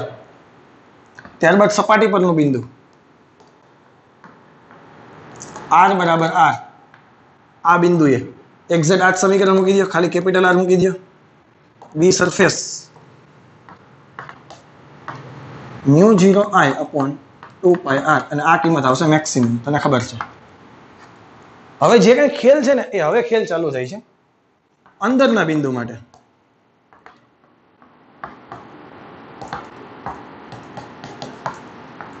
r less than r. કારણ કે અહીંયા તમે કોઈ બિંદુ વિચારો અને એની એમ્પિયર તમે લૂપ વિચારો, તો આટલા ભાગમાંથી પ્રવાહ ગોતવો પડે તમારે. આખાઈમાંથી I પસાર થાય છે, તો આટલા ભાગમાંથી કેટલો થાય એ જોતું હોય ત્યારે શું કરવું પડે? આ r છે, આટલું કેપિટલ R છે, અને આ જે ભાગ છે એ સ્મોલ r છે. તો એકમ ક્ષેત્રફળ દીઠ તારે પ્રવાહ વિચારવો પડે. શું વિચારવું પડે? અને એકમ ક્ષેત્રફળ દીઠ પ્રવાહ તો વિચારે, આને જ કહેવાય વિદ્યુત પ્રવાહ ઘનતા. જે ત્રીજું ચેપ્ટર ચાલી ગયું ને, એકમ ક્ષેત્રફળ દીઠ પ્રવાહ કેટલો થશે? I ના છેદમાં પાઈ કેપિટલ R સ્ક્વેર. આખામાંથી આની પ્રવાહ ઘનતા કેટલી થઈ ગઈ? I/પાઈ R સ્ક્વેર. હવે એકમ ક્ષેત્રફળ દીઠ આટલું છે, તો આટલા ભાગનો એરિયા કેટલો થશે? Pi into small r square. ભેજામાં જાય. તેથી મારે જે પાર્શિયલ પ્રવાહ જોઈએ છે, ખંડનો પ્રવાહ, આટલા એવા ખંડનો પ્રવાહ જોઈએ છે, એ શું થશે? એકમ ક્ષેત્રફળ દીઠ પ્રવાહ ગુણ્યા તે ખંડનું ક્ષેત્રફળ. ભેજામાં જાય કે નહીં? હું તને એમ કહું, એકમ ક્ષેત્રફળ દીઠ આટલા છે, તો 5 માં કેટલા થાય? તો બંનેનો ગુણાકાર કરવો પડે. તો જેની કિંમત કેટલી આવી? I into pi r square into partial નો એરિયા કેટલો આવ્યો? Small pi r square. આટલા ભાગનો એરિયા કેટલો થયો? Pi r square. Pi pi cancel. I r square upon r square. Sorry, ઊંધું લખાઈ ગયું. r square upon r square. હવે તમે લખી નાખો સમીકરણ. b ઇનસાઇડ b બરાબર μ0 I partial divided by 2 pi r. I partial ની કિંમત ખાલી મૂકવાની છે. કેટલા આવ્યા? I into r square upon r square. એકકાર કેન્સલ થઈ ગયા. શું થયું? μ0I upon 2 pi r into r. b inside. આ સમીકરણ સાચું છે કે જ્યાંથી તને ખબર પડી ગઈ કે b inside proportional two r રેખાનું સમીકરણ આવે છે. y પ્રોપોર્શનલ ટુ x હોય તો રેખાનું સમીકરણ થાય. y બરાબર mx પ્લસ c અનુસાર. આ પેજામાં ગયું. પણ મારે તને જે આ વસ્તુ લખાઈ ગઈ કે નહીં, એક સાબિતી દેવી છે, એક શોર્ટકટ દેવી. સાબિતી નહીં, સોરી. આપણે એક સમીકરણ આવ્યું b ઇનસાઇડ બરાબર μ0I upon 2 pi r into small r. થોડું વ્યવસ્થિત લખ્યું. અને આ જે જવાબ છે ને એ બી સરફેસનો જવાબ છે. જો છેદમાં 2 પાઈ r સ્ક્વેર હશે. જો હા, બી ઇનસાઇડ નું સમીકરણ જુઓ. B surface into r by r. આ સમીકરણ હશે ને ફટાફટ આ દરેક વખતે વિદ્યુત પ્રવાહ ઘનતાની કઈ ગણતરી નહીં કરવી પડે. સરફેસનું સમીકરણ તો આવડે કે ન આવડે? μ0I અપોન 2 પાઈ કેપિટલ R. એને r બાય r વડે ગુણી નાખવાનું. આનો ગ્રાફ જોતો હોય તો આ ચલો, આ સરફેસ થઈ ગઈ. સરફેસ પાસે સેન્ટર મેક્સિમમ છે. કેટલું છે? ચુંબકીય ક્ષેત્ર μ0I અપોન 2 પાઈ r. આ r બરાબર 0. એટલે આ અંદરનો ભાગ થઈ ગયો, આ બાજુ બહારનો ભાગ થઈ ગયો. અંદરના ભાગમાં ચુંબકીય ક્ષેત્ર રેખાના સમીકરણ અનુસાર બદલાય છે. ધીમે ધીમે ધીમે સેન્ટરથી આમ તમે તરફ જાઓ એટલે વધશે. ચુંબકીય ક્ષેત્ર વધે, આ સીધી રેખા છે. અને પછી હાઇપરબોલા અતિવલય બી પ્રપોર્શનલ ટુ 1/r અને અહીંયા છે બી પ્રપોર્શનલ ટુ આર. આ ભેજામાં ગયું. બહારના ભાગમાં સેમ ટુ સેમ હોલો જેવું જ, સપાટી પર સેમ ટુ સેમ, અને અંદરના ભાગમાં B inside is equal to B surface into small R by capital R. આ શોર્ટકટ મગજમાં બેસી જશે તો દરેક વખતે વિદ્યુત પ્રવાહ ઘનતાની જરૂર પડશે નહીં. પણ એનસીઆરટીના ઉદાહરણમાં જે છે એ રીતે એક્ઝામમાં પૂછાય સ્ટેટ બોર્ડમાં તો એ રીતે કરવાનો, વિદ્યુત પ્રવાહ ઘનતાવાળી રીતે, બાકી કંઈ કરવાની જરૂર છે નહીં. તો બે પાઇપ થઈ ગયા, હોલો અને સોલિડમાં કંઈ ડિફિકલ્ટી છે નહીં. ત્રીજો પાઇપ છે એન્યુલર પાઇપ, એની ડિસ્કશન કરાવી દો. એન્યુલર પાઇપની ડિસ્કશન કરતા પહેલા એકાદો એમસીક્યુ જે આમાંથી કરાવી દો. અને થોડુંક હજુ બધું મારા મગજમાં એક બધી વસ્તુ આવે છે કે હું બનાવી દો, હજી એક શોર્ટકટ આમાંથી બનાવી શકીએ. ઇન્સ્ટન્ટ આઈડિયા એવો છે અત્યારે, તમે આનું સમીકરણ વિચારો. તમે બી આઉટસાઇડ છે એનું સમીકરણ μ0I/2πr છે. હું છે ને ઓપરેશન શું કરું છું ખબર છે? ઉપર નીચે આર વડે મલ્ટીપ્લાય કરી નાખું છું, કેપિટલ આર વડે, રિંગની ત્રિજ્યા વડે અથવા પાઇપની ત્રિજ્યા વડે. આને આર અહીંયા આપી દે અને આ સ્મોલ આર અહીંયા આપી દે, તો આ પણ બી સરફેસ થાય કે ન થાય? બી આઉટસાઇડ બરાબર B surface into R by R. આ પણ ચાલે કે ન ચાલે? સોલિડ પાઇપમાં બે ટ્રીક મેં તને આપી. બી સરફેસ બરાબર μ0I/2πr, એ તો આવડે કે નહીં? ઇનસાઇડ હોય તો small R by capital R, અને બારોબારની સાઈડ હોય તો capital R by small R. Sir હવે એ તો ઊંધા ચતું થઈ જાવ, તમે ભલે કયો, નહીં થવા દો. તને એટલી તો ખબર પડે કે નહીં, અંદરના ભાગમાં સેન્ટરથી સપાટી તરફ જાઓ, ચુંબકીય ક્ષેત્ર વધે તો પ્રપોર્શનલમાં હોય, એટલે ઉપર સ્મોલ આર રાખવાનો, નીચે કેપિટલ આર રાખવાનો. બહારના ભાગમાં અંતર સાથે ઘટે તો સ્મોલ આર છેદમાં આવે. નહીં ભૂલ થાય, ગેરંટી મારી. ક્લિયર? તો હવે બે શોર્ટકટ બની તે કદો એમસીક્યુ બનાવું તારા માટે, પછી એન્યુલર પાઇપ પર જઈએ. ચેપ્ટર મજા આવે એવું છે? કાકા કોમેન્ટ બમેન્ટ કરીને કહો કે સર અમને મજા આવે છે, એટલે અમને કંઈક થાય કે નહીં તમે ભણો છો.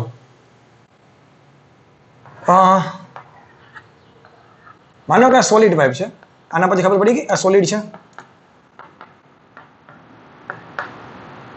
આ સેન્ટર થઈ ગયું. ઓહ, આની ત્રિજ્યા કેટલી છે? તો કે આર જેટલી ત્રિજ્યા. કેટલી ત્રિજ્યા છે? આર. તને બે બિંદુ આપ્યા, એક બિંદુ ક્યુ છે કે જેનું આનાથી ડિસ્ટન્સ r/2 છે, અને એક બિંદુ અહીંયા પી છે. ત્રિજ્યા અહીં લખી નાખો કે જેનું આ બિંદુ પણ કેટલું છે? અહીંથી અંતર r/2 છે, પરિઘથી અંતર r/2 છે. તમને પૂછ્યું છે પી બિંદુ અને કી બિંદુએ ચુંબકીય ક્ષેત્રનો રેશિયો કેટલો થાય?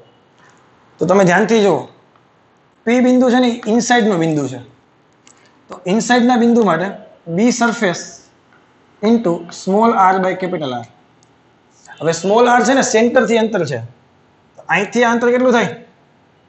r/2 જ થાય. ભેજામાં ગયું? ધ્યાન રાખજે, આ ડિસ્ટન્સ નથી લેતો, સેન્ટરથી ડિસ્ટન્સ લેવાનું હોય. તો બી સરફેસ r/2 અપોન r, એટલે 2 r કેન્સલ થયા. બી સરફેસ બાય 2 પી બિંદુએ અંદરનો બિંદુ ઇનસાઇડ, અને ક્યુ બિંદુ છે આઉટસાઇડનો બિંદુ છે, એના માટે B surface capital R by small R. હવે આ ડિસ્ટન્સ કેટલું થાય? અહીંથી માપવાનું હોય, ભૂલ ન થાય. r plus r/2 3r/2. બી સરફેસ અહીંયા આવશે 3r/2 ઉપર વહી ગયા, તો 2/3 બી સરફેસ. હવે કરી નાખો ભાગાકાર. B at P point and B at Q point. આ કેટલા છે? બી સરફેસ બાય 2, અને આ બાજુ પલટી મરાવીને બી સરફેસ આ 2 આ 3, આ બે કેન્સલ, જવાબ આવશે 3/4. આવડે કે ન આવડે? એકદમ સરસ મજાનો ટોપિક છે, મજા આવે એવી વસ્તુ છે. પ્રેક્ટિસ કરશો અને ફોર્મ્યુલાનું આખું સૂત્ર બનાવજો. પહેલું ચેપ્ટર અને ચોથા ચેપ્ટરના ફોર્મ્યુલા કમ્પેર કરીને આપણે યાદ રાખવા છે. ભેજામાં જઈએ કે નહીં? તો વ્યવસ્થિત મજાની બુક બનાવજો અને એમાં કમ્પેર કરીને બધી વસ્તુ લખજો. તો નવો ટોપિક છે એન્યુલર પાઇપ. એન્યુલર પાઇપ કોને કહેવાય? તો કે અંદરની ત્રિજ્યા અને બહારની ત્રિજ્યા વચ્ચે થોડુંક ડિફરન્સ હોય. ભાઈ પાઇપ ઘણો જાડો હોય પરંતુ વચ્ચેથી પોલો હોય. કે જેમાં જે પાઇપ જાડો છે પરંતુ વચ્ચેથી પોલો છે. તો એટલે મેં વ્યવસ્થિત અહીં દેખાવાની તને કોશિશ કરી છે કે આ ભાગ હોલો છે, આ ભાગ ભરેલો છે, અંદરની ત્રિજ્યા R1 છે, બહારની ત્રિજ્યા R2 છે, એટલે આટલા ભાગમાંથી પ્રવાહ બહાર નીકળતો હશે. ભેજામાં જઈ તો અહીંયા પણ બહારના બિંદુ માટે જોતું હોય અહીંયા તો એમ્પિયર લૂપ લ્યો એટલે આખો અંદરથી પ્રવાહ બધો આવી જવાનો છે. એટલે μ0I/2πr આમાં કઈ ડાઉટ છે નહીં. ત્રણ કેસમાં બહારનું સમીકરણ સેમ આવે છે. ઇનસાઇડ અંદર કોની R1 કરતા ઓછા અંતરે જો આ જગ્યાએ એટલે R1 કરતા ડિસ્ટન્સ કેવું હોવું જોઈએ? ઓછું હોવું જોઈએ. તો ત્યાં તો પ્રવાહ પસાર થવાનો છે જ નહીં, ત્યાં તો કંઈ છે જ નહીં. તો ચુંબકીય ક્ષેત્ર કેવું આવશે? 0, હોલો જેવું. યાદ કર.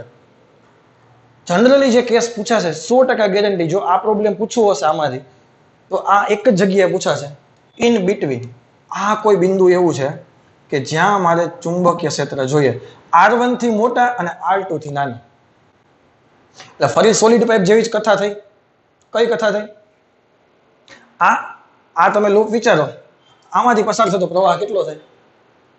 એટલે એકમ ક્ષેત્રફળ પ્રવાહની જરૂર પડશે. એને કહેવાય વિદ્યુત પ્રવાહ ઘનતા. અને આવા કિસ્સામાં ક્ષેત્રફળ કેટલું થાય? પાઈ r² ખાલી ન થાય. પાઈ બહારની ત્રિજ્યાનો સ્ક્વેર માઇનસ પાઈ અંદરની ત્રિજ્યાનો સ્ક્વેર. બેમાંથી પાઈ કોમન કાઢી લ્યો. પાઈ r2² માઇનસ r1². ક્લિયર? તો આટલા ભાગની ત્રિજ્યા કેટલી થાય? આટલો પ્રવાહ મારે જોતો હોય તો શું થાય? અહીંથી અહીંયા સુધીનો ડિસ્ટન્સ છે સ્મોલ r. તો પાઈ r², એમાંથી પાઈ r1² બાદ કરી દો તો મને પાર્શિયલ ક્ષેત્રફળ મળી જાય. ના ભેજામાં ગયો. આ વિદ્યુત પ્રવાહ ઘનતા છે.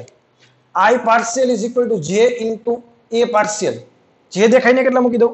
I upon pi r2² minus r1². પણ પાર્શિયલ ક્ષેત્રફળ કેટલું થાય? પાઈ.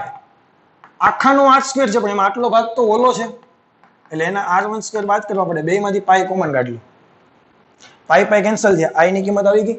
પછી સમીકરણ B બરાબર μ0I/2π સ્મોલ r.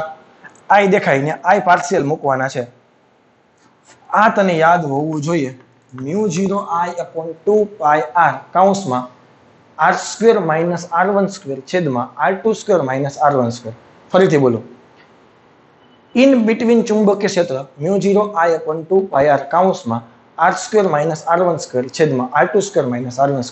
તારા મગજમાં હોવું જોઈએ એટલે હોવું જ જોઈએ. બસ પૂછાય તો આ જ પૂછાય, બાકી બીજું કઈ નહીં પૂછે. એકાદું એક્ઝામ્પલ કરાવો એટલે વધારે પ્રેક્ટિસ થાય.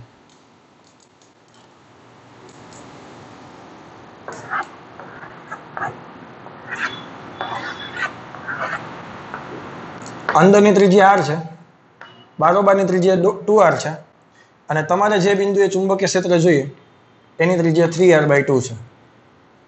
ચાલો, પ્રવાહ I વહન કરે છે, બહાર I પ્રવાહ બહાર આવે છે. તો B ઇન બિટવીન શું થાય? બોલો મારી સાથે. μ0I/2πr r² minus r1² r2² minus r1². Clear? હવે આમાં ક્યાંથી આવે સાબિતી તમે નહીં લખો તો ચાલશે પણ તને આવડતી હોવી જોઈએ. બસ r બરાબર કેટલા છે? 3r/2 છે. r1 બરાબર r છે, r2 બરાબર 2r છે. બધી જ કિંમત મૂકીએ. B બરાબર μ0I/2π r દેખાઈને કેટલા મૂકી દઉં? 3r/2. r² 9/4r². આનો વર્ગ કર્યો. માઇનસ r1 બરાબર r², r2 2 નો વર્ગ 4, 4r² minus r². 2 cancel. μ0I/3πr લસા લઈ લ્યો. 9 માં 4 લઈ તો 5r² છેદમાં 4, અહીંયા 3r². r² cancel. 5/12, 12 × 36, 5/36 μ0I/πr. પૂછાય તો આવો જ પૂછાય, બાકી કઈ નહીં પૂછાય. ચલો ક્લિયર છે? ચાલુ કરીએ સોલેનોઇડ. હવે તો આ છે સોલેનોઇડ. સોલેનોઇડ તમને ખબર છે બીજું કઈ છે નહીં.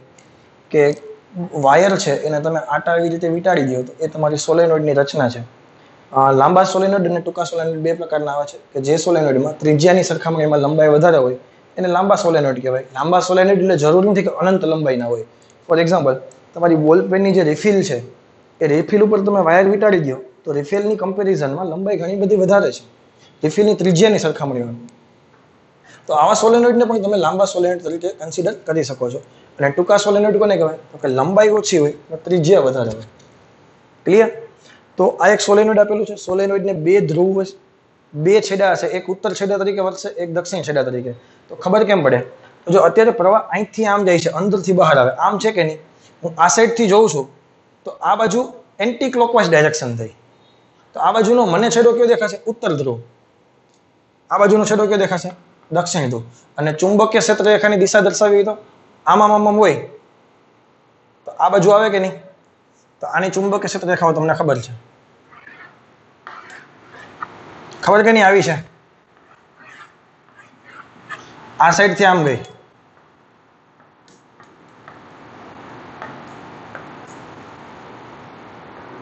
ખબર કેમ પડે?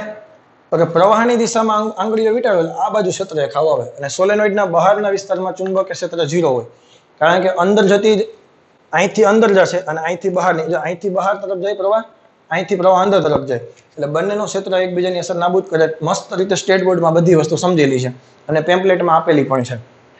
વાત હતી ટૂંકા સોલેનોઇડ માટે. સોલેનોઇડનું ચુંબકીય ક્ષેત્ર μ0 ni તમે શીખી ગયા હતા, પણ એ જનરલ ડિસ્કશન હતી. આજે હું તને વ્યવસ્થિત પ્રોપરલી સમજાવું છું કે ટૂંકા સોલેનોઇડ હોય તો આ બાજુ θ1 ટૂંકા પરિમિત લંબાઈના ટૂંકમાં સોલેનોઇડ એમ. આ બાજુ θ1 એંગલ છે, આ બાજુ θ2 એંગલ છે, આ એની એક્સિસ છે. ઘણી બુકમાં θ1 અને θ2 અહીંથી લખેલા હશે. ક્યાંથી લખેલા હશે? અહીંથી. પણ હું તને એક્સિસથી લખવાની ટેવ પાડું છું. ક્યાંથી લખવાની ટેવ પાડું છું? આ સોલેનોઇડની અક્ષ છે. સોલેનોઇડની અક્ષથી એક બાજુનો એંગલ θ1 છે, એક બાજુનો એંગલ θ2 છે. આ વસ્તુ ક્લિયર? તો પરિમિત લંબાઈની અક્ષિસ ઉપર ચુંબકીય ક્ષેત્ર μ0 ni/2 cos θ1 plus cos θ2. આગળનું જે સમીકરણ શીખી ગયા μ0 I/4πr sin θ1 plus sin θ2. અહીંયા cos θ1 plus cos θ2 છે. ઘણી બુકમાં sin આપશે તો એ θ અહીંથી લખેલો હોય એટલે 90 - θ બરાબર થઈ જાય. ઘણી બુકમાં માઇનસ cos θ2 હશે તો એમાં એંગલ છે ને અહીંથી લખેલો હોય આમ. એટલે એમાં કે ચિંતા કરવા જેવી મેં સિમ્પલ ભાષામાં બે બાજુથી અક્ષિસથી એંગલ લખી નાખવાના θ1 અને θ2. નિશાની પ્લસ, કોઈ જાતની ટેન્શન લેવાનું નહીં. હવે સેન્ટર ઉપર જોતું હોય તો θ1 અને θ2 0 થઈ જાય. cos 0 cos 0 1 1 1 1 2 2 કેન્સલ થઈ ગયા. μ0 ni આ તમે શીખી ગયા એમ. અને કોઈ પણ એક એન્ડ પોઈન્ટ જોતું હોય તો એક એંગલ 0 નો થશે, એક એંગલ 90 નો થશે. એટલે એન્ડ પોઈન્ટ પર ચુંબકીય ક્ષેત્ર છે સેન્ટરના ચુંબકીય ક્ષેત્ર કરતા અડધું આવે. અને સોલેનોઇડનો ગ્રાફ તમને ખબર છે, આવો ગ્રાફ હોય. આ કેટલું હોય? μ0 ni. આ કેટલું હોય એન્ડ પાસે? μ0 ni/2. આ સોલેનોઇડનો ગ્રાફ તમે ઓલરેડી શીખી ગયા છો. હવે આમાં તમને ચાલો એક એક્ઝામ્પલ આપું. ગ્રાફ તમને ખબર જ છે. માનો કે તમને એકદમ ઈઝી એક્ઝામ્પલ આપી દીધું છે. એક સોલેનોઇડ છે, એક સાઈડનો એંગલ 30 છે, એક સાઈડનો એંગલ 60 છે. આ પૂછાઈ ગયેલું એક્ઝામ્પલ છે. અને n તમને ખબર ને શું છે? શું છે? n/l, નંબર પર યુનિટ લેન્થ. સોલેનોઇડની લંબાઈ અને ટોટલ આટાની સંખ્યા એ બંનેનો રેશિયો છે. ખબર કે નહીં તને? આનું ચુંબકીય ક્ષેત્ર શું થાય અક્ષિસ ઉપર? μ0 ni/2 cos 30 plus cos 60. આ પૂછાઈ ગયેલો છે અને બધી જ વસ્તુ પીરસેલી છે, ખાલી જમવાની વાર છે. બસ કાંઈ હતું નહીં. આવો જ દાખલો હતો. cos 30 √3/2 અને 1/2 બારોબાર આવી ગયા. μ0 ni/4 √3 + 1, કારણ કે સમછેદી અપૂર્ણાંક છે. આ દાખલો બેઠે બેઠો પૂછાઈ ગયેલો છે. એટલે સોલેનોઇડમાં કંઈ જેડબલી નીટ લેવલ જેવું ખરેખર કંઈ છે જ નહીં. એક ટેક્સ્ટ બુકમાં નથી આપેલી એવી વસ્તુ કઈ હતી? તો કે પરિમિત લંબાઈનો સોલેનોઇડ હોય તો એનો અક્ષિસનું ચુંબકીય ક્ષેત્ર અને સોલેનોઇડનો ગ્રાફ, અને એન્ડ ઉપર ચુંબકીય ક્ષેત્ર સેન્ટરના ચુંબકીય ક્ષેત્ર કરતા અડધું થાય. આ ખબર કે નહીં? હમણાં સાબિત કર્યું આપણે. બી એન્ડ પોઈન્ટ જોતું હોય તો બી સેન્ટર જે પાસે જે મળે એના કરતા અડધો. હવે બે ત્રણ વસ્તુ જેડબલી નીટ લેવલે થોડુંક ટેક્સ્ટ બુક કરતા બારોબાર છે, બાકી એક પણ વસ્તુ છે નહીં. ટેક્સ્ટ બુકમાં જે એનસીઆરટીમાં દાખલા આપ્યા છે એ મોર ધેન ઇનફ છે પ્રેક્ટિસ માટે, છતાં પણ એકાદ હું કરાવું છું. રકમ ઇંગ્લિશમાં છે પણ તમે સમજી જશો. 500 turns are closely wound. Closely એટલે પાસે પાસે વીંટાળેલા છે. કેટલા આટા છે? 500 આટા. On a solenoid of a length 50 centimetre. સોલેનોઇડની લંબાઈ કેટલી આપી? 50 સેન્ટીમીટર. બોલે તો 0.5 metre. If the radius of solenoid is 2 metre. સોલેનોઇડની રેડિયસ આપી 2 સેન્ટીમીટર. બરાબર, બોલે તો 0.02 metre. And 5 ampere current is passing through it. 5 ampere પ્રવાહનું વહન કરે છે. The intensity of magnetic field at the centre of solenoid. સોલેનોઇડના સેન્ટર પર ચુંબકીય ક્ષેત્ર પૂછ્યું. ચલો ગુરુ હો જાઓ શુरू. સેન્ટર ઉપર μ0 ni, n દેખાય ત્યાં n/l. ચલો ક્લિયર. μ0 દેખાય 4 pi × 10⁻⁷ આટાની સંખ્યા 500. લંબાઈ છે 0.5 નથી લખતો, 1/2 લખું તમે કે વાંધો. ઇન્ટુ I કેટલો છે? 5 એમ્પિયર. ત્રિજ્યાની કઈ જરૂર પડી નહીં. ત્રિજ્યાની જરૂર કેમાં પડે? ટોરોઇડમાં છે, હમણાં શીખવાના છીએ.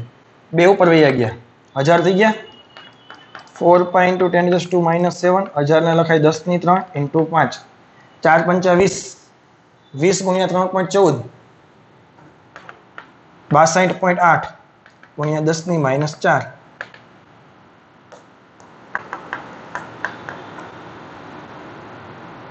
બરાબર ને?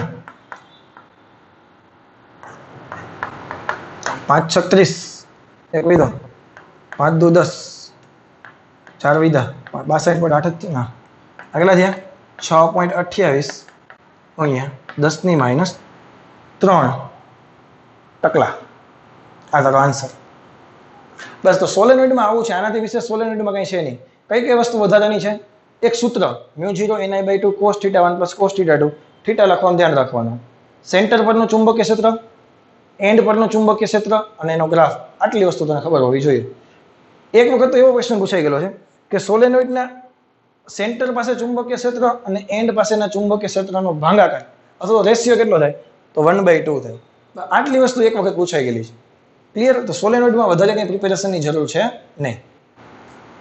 તો હવે છે ટોરોઇડ, કે જેનો આકાર પેલો ખાવામાં મેંદુ વડે નથી આવતા એના જેવો આકાર હશે. સોલેનોઇડના બંને છેડાને ભેગા કરી દો એટલે ટોરોઇડ બની જાય. અને ટોરોઇડને છેડા જેવું કંઈ હોતું જ નથી.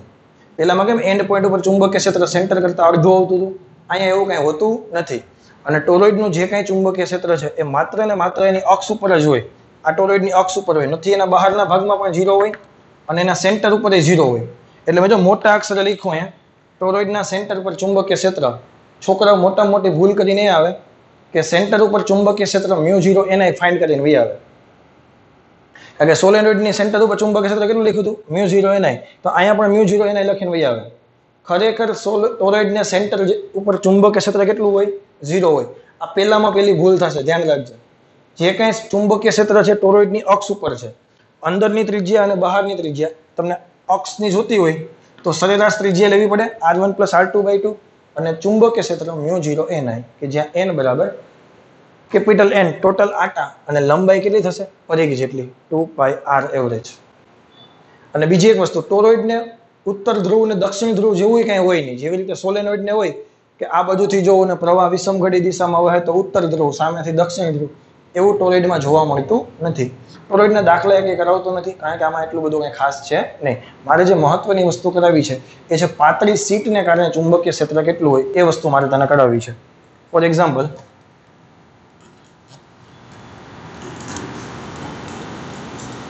તો હવે જે ટોપિક છે એ છે magnetic field due to thin sheet. પાતળી શીટને કારણે ચુંબકીય ક્ષેત્ર જોઈએ છે મારે. ફોર એક્ઝામ્પલ, આ કોઈ એક પાતળી શીટ છે. ફોર એક્ઝામ્પલ પેપર લઈ લો તમે. પેપર આવી રીતે પેપર પડેલું છે અને એમાં વિદ્યુત પ્રવાહનો વહન થાય છે. એક સળિયામાં વિદ્યુત પ્રવાહનો તો એક સિમ્પલ લાઈન આવે. આખું પેપર છે એમાંથી વિદ્યુત પ્રવાહનું વહન થાય છે. એટલે અત્યારે એવું માની લઈએ કે વિદ્યુત પ્રવાહ બહારની દિશામાં આવે છે. આ શીટ છે એમાંથી વિદ્યુત પ્રવાહ આવી રીતે બહારની દિશામાં આવે છે. આ બિંદુએ ચુંબકીય ક્ષેત્ર જોઈએ છે. આની સાબિત કરવાની કંઈ જરૂર નથી, એકદમ સિમ્પલ ટ્રીક છે કે પહેલા તો શીટને કારણે જે બિંદુએ ચુંબકીય ક્ષેત્ર જોતું હોય તે ચુંબકીય ક્ષેત્ર શીટને સમાંતર હોય. પહેલું B A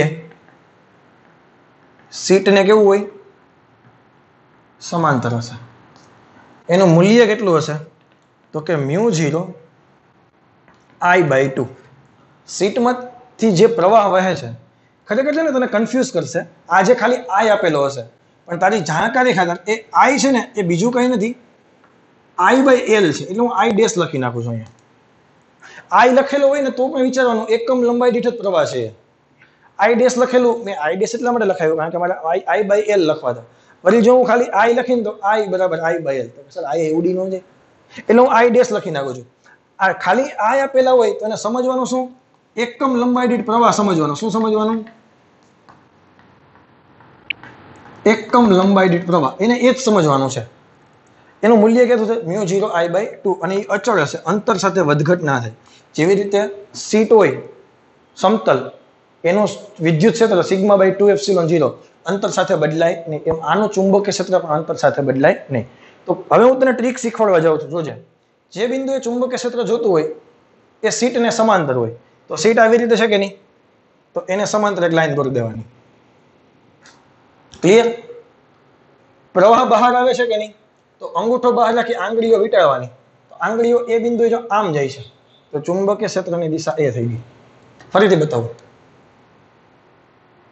આ બિંદુએ કીધું હોત ને તો શું થાત? આમ ના ખબર પડી. ભેજામ જાય આમ સર્કલ બન્યું અને અહીંથી આમ ગયું. બંને જગ્યાએ ચુંબકીય ક્ષેત્ર નિશાની અલગ વિરુદ્ધ દિશામાં છે, પરંતુ મૂલ્ય બંને કેવું થશે? સમાન. આ ભેજામાં ગયું. હવે એક બે પ્રોબ્લેમ કરાવું તને તો તને વધારે આઈડિયા આવશે.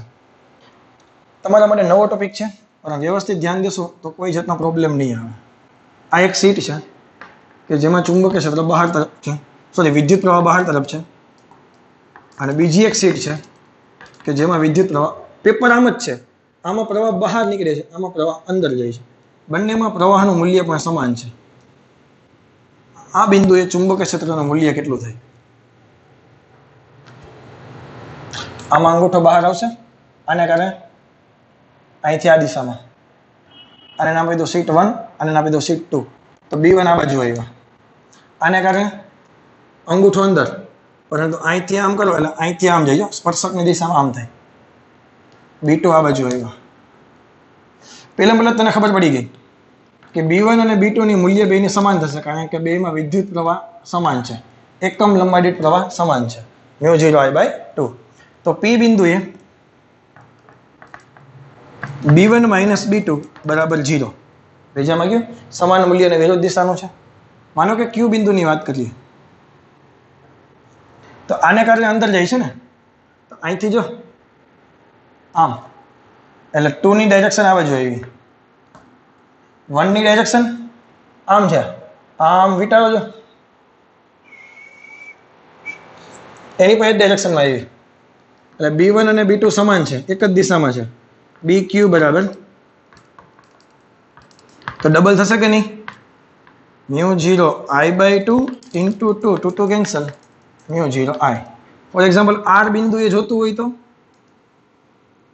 આ બહાર છે, અહીંથી આને કારણે તો આ બાજુ જ આવશે,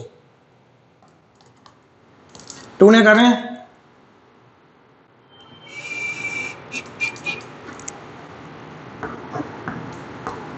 B2 BR બિંદુએ 0 થશે. તો બસ એમ્પિયરના સર્કિટના નિયમમાં આટલું હતું. આનાથી વિશેષ તમે એક પણ બુકમાં તમને જોવા મળશે નહીં. આટલી પ્રેક્ટિસ કરો પહેલા થિયરીની, વ્યવસ્થિત નોટ બનાવો. જો ક્રેશ કોર્સની તમારી પાસે બધી નોટ હોવી જોઈએ, કારણ કે નીટના ટાઈમે, નીટની એક્ઝામ ટાઈમે વર્ષ 6 મહિના પછી કે વર્ષ દિવસ પછી જ્યારે એક્ઝામ લેવાય, જે તે ટાઈમ ટેબલ આવે તે ટાઈમે રિવિઝન કરવામાં ક્રેશ કોર્સનું રિવિઝન કરવું ખૂબ ઇઝી પડશે અને ફટાફટ રિવિઝન થઈ જશે. સારા MCQની પ્રેક્ટિસ તમને થઈ જશે, કારણ કે ઓલરેડી એમાં એવી જ વસ્તુ કવર કરાવેલી છે કે જે ખરેખર JEE અને નીટમાં પૂછાય છે. તો એની વ્યવસ્થિત બુક બનાવી લેજો. જો ન બનાવી અત્યાર સુધી તો તમારી પાસે હજી ટાઈમ છે, બનાવી લેજો. વ્યવસ્થિત આની બુક બનાવવાની, અમુક ટાઈમે એનું રિવિઝન કરતા રહેવાનું. અને મહત્વના પ્રોબ્લેમ જ આમાં તમને કરાવું છું. હવે તમે કદાચ એલનની બુક કરશો કે બીજી કોઈ પણ દર્પણ છે, યોગી છે, કોઈ પણ બુક તમે કરશો તો મોસ્ટ ઓફ MCQમાં તમને પ્રોબ્લેમ નહીં આવે. હજી 2 ટોપિક આપણે બાકી છે, એ છે લોરેન્ટ્ઝ ફોર્સ અને વોલ્ટમીટર, ગેલ્વેનોમીટર અને એમીટર. તો એ બે ટોપિક બાકી છે, એટલે આઈ થિંક એક લેક્ચર કે બે લેક્ચરમાં ટ્રાય કરશું પૂરું કરી દેવાની. તો આશા રાખું છું કે આજના લેક્ચરમાં ખબર પડી ગઈ હશે. Okay, thank you very much, have a nice day.